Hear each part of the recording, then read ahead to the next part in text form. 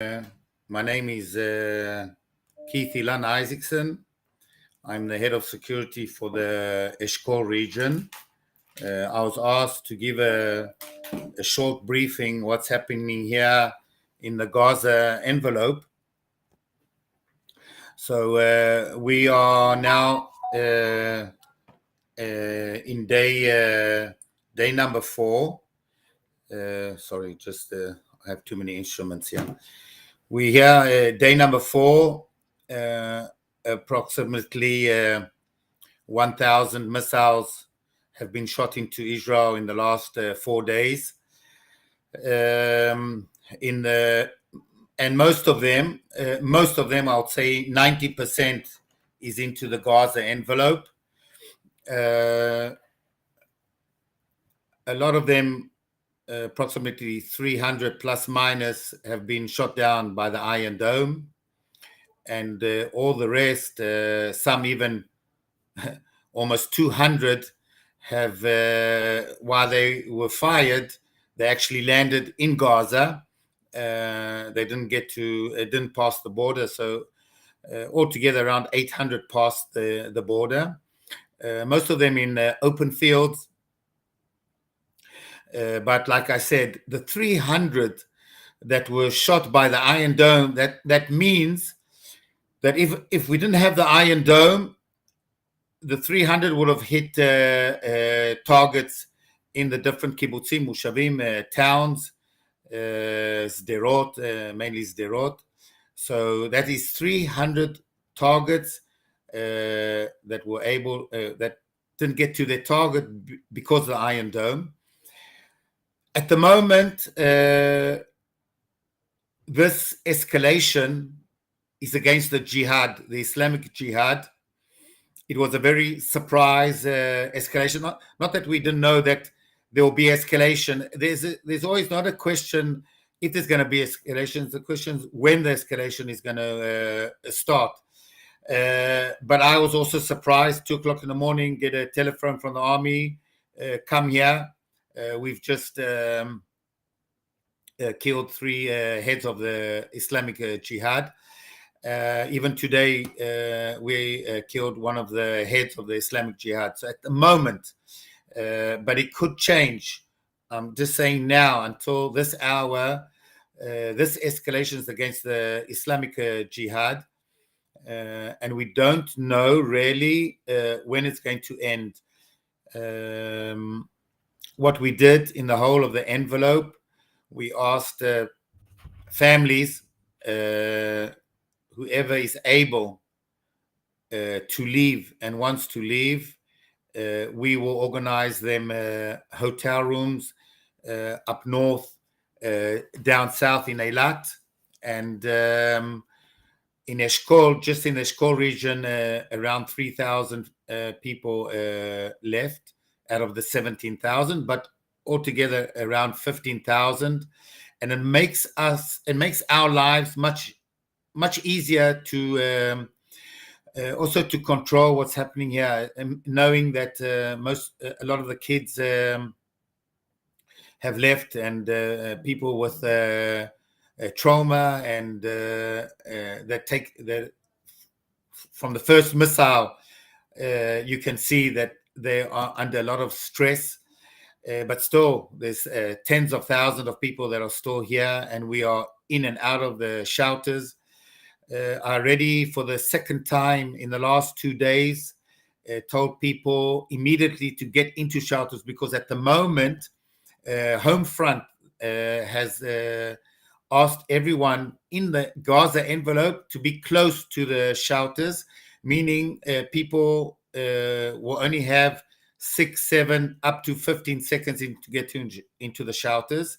So that's the situation that we have been almost the last 4 days. Just an hour ago, I told everyone, the 17,000 people that I'm in charge of, to get straight into the shelters. And after 15 minutes, I told them to get out. But it's something that we try not to do, because also now it's, I think the time is 8:30 in the evening, so everyone's having their Shabbat meal. So I tried not to interfere too much, but at around 7:30, about an hour ago, 40 missiles were shot to the southern part of our municipality. It's not really a Shabbat, a regular Shabbat.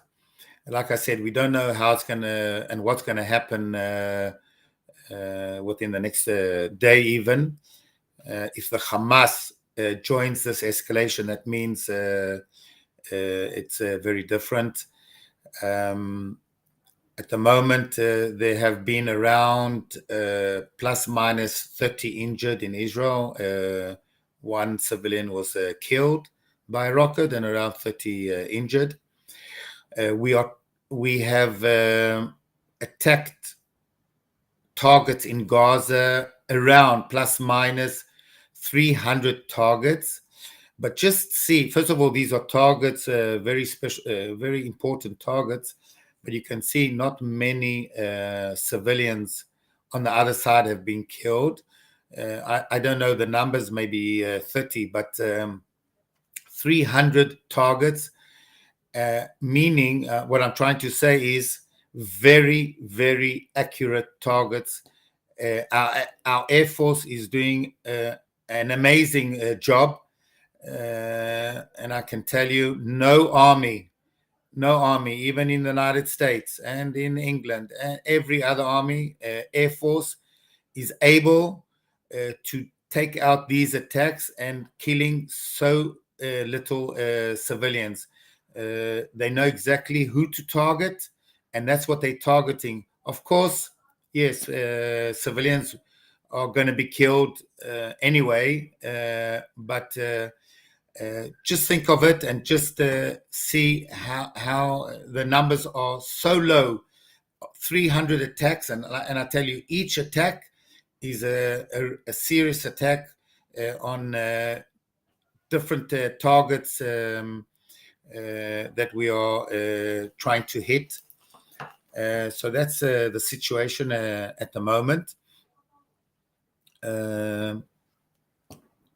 So thank you very much, and I hope I gave you some kind of intel and what's happening here. Another thing, we have a lot of fires. Unfortunately, first of all, JNF has helped us a lot with equipment, and even last night until 1 o'clock in the morning, I was helping the army distinguish fires because no one is allowed to go into these areas. This whole area is closed down. From the border, 4 kilometers inside into Israel is shut down. No one is allowed to go in, not farmers, not civilians. Even if there's fires or things, we don't deal with it.